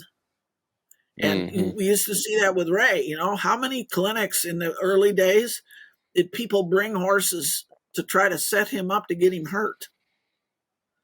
That's all that is. That's exactly where that comes from. They were not there. And how many times did I go to a Ray Hunt clinic and see somebody who had obviously come there in order to show Ray what he knew and to make it so that they could finally prove that Ray Hunt was not as big as he was made out to be. And I see that not just with Ray. I saw it in college sometimes, and with jealousies and uglinesses among the faculty. And does this get in the way of the business of the school? Of course it does. We lost one very famous faculty member at KU. I was lucky to get one class with him before he left. And he left with a broken heart, you know, really. But the other faculty were jealous of him because he had better qualifications than some of them. And they drove him out. They made it so miserable for him to come to work that he didn't want to come to work there anymore. Well, that's just plain not from heaven, right? That's not how it works. In heaven, everybody's in their own balloon. So you go up in your piece of sky and there's plenty of room. It's not ladders where you have to shove the other guy off the ladder in order to get ahead. You're not stuck on a ladder. You're in your own balloon and the sky is wide open. You can go up as high as you choose and as high as you're able, and it's all good. That's how it's supposed to work. Was it also C.S. Lewis who said the gates of hell are locked from the inside? Yes. Yes. Lewis is well worth reading, and he's a blast.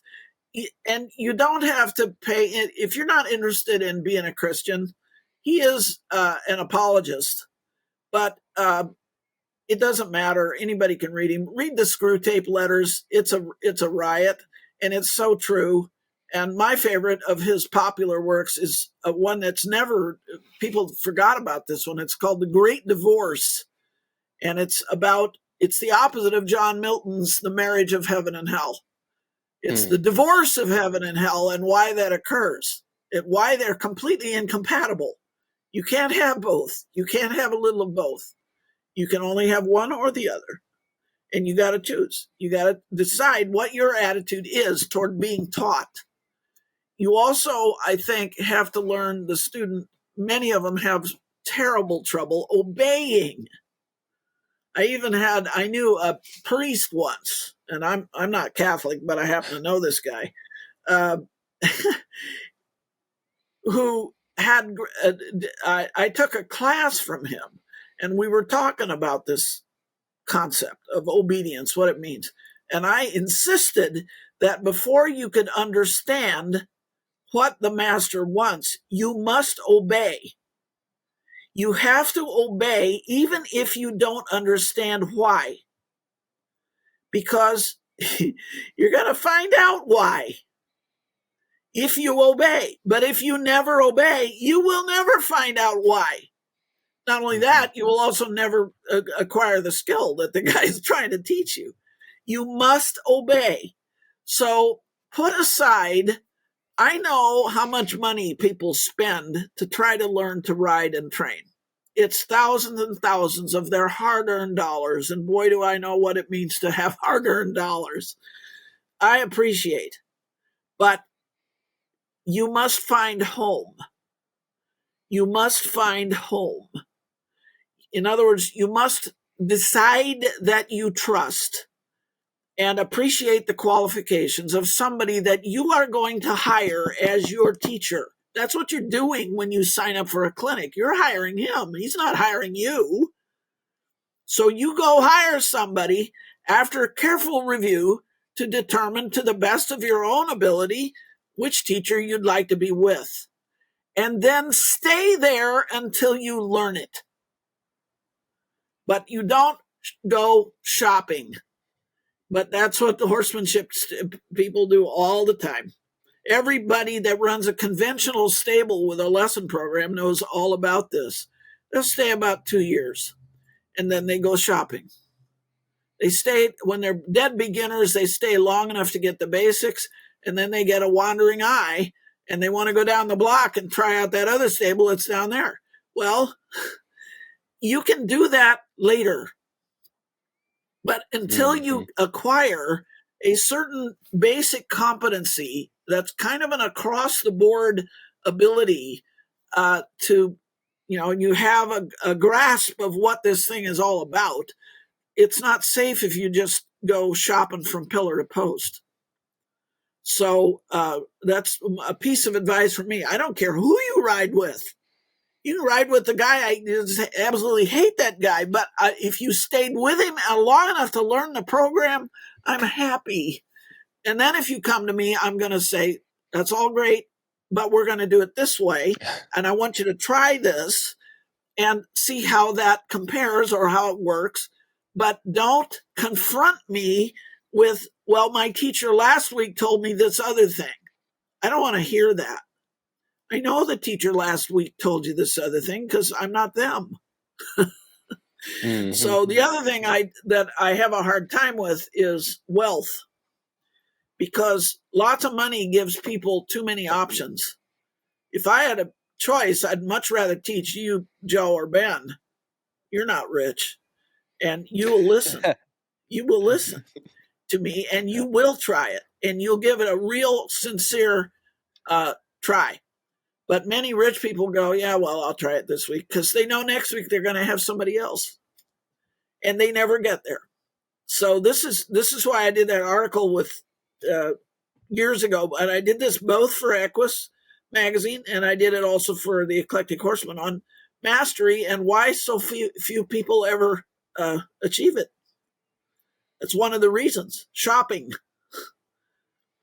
So, or another way I put it is, thou shalt not quilt, right? Mm-hmm. You don't try to stitch the teaching of one teacher onto the edge of the teaching of the other teacher, because that ain't going to work either. You have to go whole cloth, master something. And, by the time I ever rode with Ray Hunt, I told you I could already pilot a Grand Prix horse. I knew how to ride flying changes. I knew how to do lateral work and all kinds of movements and maneuvers and exercises that they practice. And I knew I had ridden cutting horses, and I had ridden jumpers, and I had ridden in a 3-day event, and I had ridden in enduro. I had tried everything in order to up my skill set. So by the time I found Ray, it was no trouble for me to appreciate much of what he was demonstrating. So that's another part of this is, boy, it helped me because I can learn by watching. Maybe that's partly because I can draw or that I do art. You're always watching, you're observing. And, Tom always said, observe, remember, and compare. But Ray, in the old days, he didn't talk that much. But boy, he would kill himself to show you. I've watched him ride right in front of somebody, almost bump into their horse with his horse, in order to show them how to use their hands or show them how to use their legs or something. And, did they learn from that? Not that many of them, unfortunately. And many people were so green when they came to Ray that they struggled with even understanding anything he was trying to show, or a lot of it. And week after week, because there was a period where I rode as often as I could. So I was frequently at this clinic or another clinic. And I would see the same people there week after or time after time. And they made no progress. And that's unfortunate. And of course, it took me a while too. I remember when I got Painty Horse, he was I love that horse. That was my horse, the horse of my heart. And he's an old, ruined, half saddlebred. But, what a ride. Oh, but he'd run away with you. So he's bloody dangerous. He's nuts. And I didn't hardly understand, how nuts he actually was. But I was brave enough to ride him, and I sure enjoyed riding him. But he'd run off with you. So I'm showing him to Ray. Hey, Ray, I got a new horse I got to show you. And we're up in Quincy, and it's hilly. So I put him in a canter, and the damn horse runs off with me, and he goes over the top of a hill before I could get him stopped. And I hear Ray's voice way behind me, Debbie, you're not controlling the feet. I go, yeah, Ray, I know. So you had to learn to control the feet. Well, what the heck did that mean? So you had to be there, you had to obey, you had to observe, and you had to take it home and develop it yourself. That's the other key. I look for this in every student. So one day I was at the boarding place, because I always board my horses because I'm on the road all the time. And this new boarder was there, and a nice man in his 40s, and he had a probably 3-year-old thoroughbred colt, and he's trying to round pin it. And the horse, it wouldn't turn in. He couldn't get it to turn in. And I'm sitting up on Painty Horse, and I'm watching him over the top rail of the round pin. And, you got to be careful with this, because people will tell you to go mind your own business. And I've certainly had that told to me a few times. But so I, as tactfully as possible, said, sir, I don't know you, but would you mind if I gave you a couple of pointers? And he looked up at me, and he kind of thought about it, and he said, yeah, all right. What? And I said, you need to take 2 steps to your left. And he did, and the horse turned in. And I said, okay, now what's your name? He says, Joe. And I said, okay, Joe, let's try that again. Start him up again. And then this time when you call him to halt, mind where your body is relative to his haunches and relative to his forequarter. And he quickly repeated it, and a little better the next time and a little better the next time. So that guy took my advice. Okay. Well, pretty quick, I see him turning it in, and I say, hey, I got to go ride my horse. Have a happy day, man. So he learned in about 5 minutes from me, how to get through that particular difficulty with because he wasn't reading the bubble right.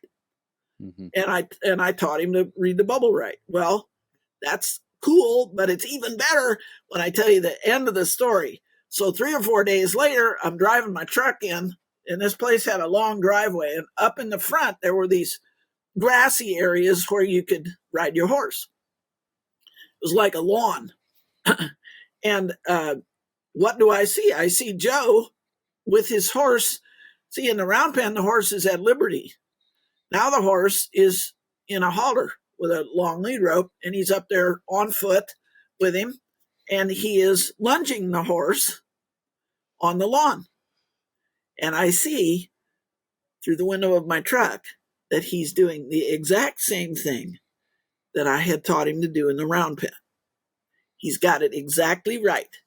So what is this man able to do? He's able to take what he learned in the first situation and adapt it to the particular needs of a different situation. That's how, and when I see a student do that, I know they're going to be a horse trainer. That's what you have to have. So you learn the principle of the thing, and then you take it home. That's what you learned from Ray. Then you took it home and you applied it in all the situations that you are in at your home. That's how you make progress. So it's the question of, can you grasp the principle? Tom used to say, I can't teach you anything, and that's not what I'm here for. I'm here to expose you to some things. Mm. Right. Amen. That's the job of the teacher. The teacher is to expose you. It's up to the student to learn it. Yeah. So, exactly. So I don't spoon feed you. Well, Deb, this has been a really awesome conversation. One, because of all the anatomy we got to talk about, but I mean, that whole spiel right there. I don't know about you, Ben, but I feel like you and I personally have had that conversation and touched on a lot of those points. And it is really reaffirming when someone who has had some success at this kind of shares those viewpoints about, what makes people good and successful, and have the ability to get somewhere in this. Because like you said, there are people who, for one reason or another, they just kind of spin their wheels, and that's fine. They might find it enriching in other ways besides getting better. But kind of, that's why we call this podcast On the Move, right? Is because we want to get better. Yeah. And I really hope that we can have you on a few more times, because these are really fun conversations. Well, thank you, Joe. I'd love that, because there's so much other stuff. I mean, it's like I also do history, or we could talk about how to draw a horse. I mean, there's a million different angles on this. Yeah. Yeah. Well, I've got some thoughts too, but I won't mention them here at the risk of going down any more rabbit holes. Yeah, right. Everything with me is a rabbit hole. So yeah, exactly. Sorry. But no, that's, hey, like we said when we talked on the phone, I told you this was a podcast meant for rabbit holes, and we don't have. You knew this was going to happen anyway. Yeah, exactly. Yeah. So, no, but we do really appreciate you making time for us, and we really hope you'll come back on soon. Oh, thank you very much. And thank you for having me. This has been a lot of fun. You guys are good students. And you know what I'd like is if you would email me a few photos of yourself riding your horse. You can be doing anything. And I'll read that back to you guys. That's my gift back to you for doing this. Thank you. Because, Thank you. Yeah, well, photos mean more to me than videotapes often. And that's because I've spent, all these many years looking at and analyzing still photos of people on their horse or just horses moving. Mm-hmm. So, show me what you're working with. Show me what sort of horse you're working with, and I might be able to comment. So, and if that is helpful to you, then that's a gift. So, yeah, I might take you up on that. Yeah, sounds good. And and before we end this, if you want to tell people what your website is and where people can buy your books or look up your stuff, go ahead and do that. And even about your seminar in Canada. Yes, and I don't have her phone number on me. I don't think I wrote it down. I can tell you that we're going to be in near Calgary in March and near Toronto in November. The horse class is, I do have that if I pull it off my other desk here. Wait a second. Yeah, all right. The March horse class is March 1 to 5, and the November horse class is November 2 to 6. But I'm also doing dog for them, so we will have, I hope they get a big enough dog, but we will do a dog class in near Calgary, March 8 to 12, and near Toronto, November 8 to 12. So the person to contact, they can look, I'm sure she'll Google up on the internet. Her name is Lindsay Deutsch, Deutsch, and she is the proprietress of the Canadian Institute of Equine and Canine Bodywork Education. That's her email address is Lindsay, Lyndsey, at ciecbweducation.ca. And that's, I happen to know the email address. It's a very complicated email address, but I'm sure you'll be able to take notes. I mean, if this is recorded, they can play it back until they get over it. They'll play it back. Yeah, they can. Right. And then as far as my website goes, Equine Studies Institute website is equinestudies.org. Do not go to .com. Years ago, I'm not all that computer sophisticated. I mean, I get along, but as we saw at the beginning of this, but so I didn't buy the .com version of my business address because we are an org, not a com. Mm-hmm. And so some other guy has subsequently discovered that I don't own that, and they bought it and they pretend to be me. So don't ever write to .com. Right. There's crazy. A lot of scumbags. Yeah, well, there's scumbags. Yeah. So they've tried to. I was going to say we'll add a link directly to your website to the description of this episode if people are interested. As far as the books go, yes, I do have a new book, but no, I can't give you one because we are out of stock. But I'll show it to you anyway. This happens to be volume 3. There are 3 volumes. They're fat. The total size of all 3 together is just shy of 900 pages. The title is Horse Conformation. That's not that hard to remember. Principles of Form and Function. And it has chapters on stuff you never heard of before, which should have been in every conformation book, but isn't. Stuff like, well, how heavy is your horse? How big is it? Is this going to affect how he moves?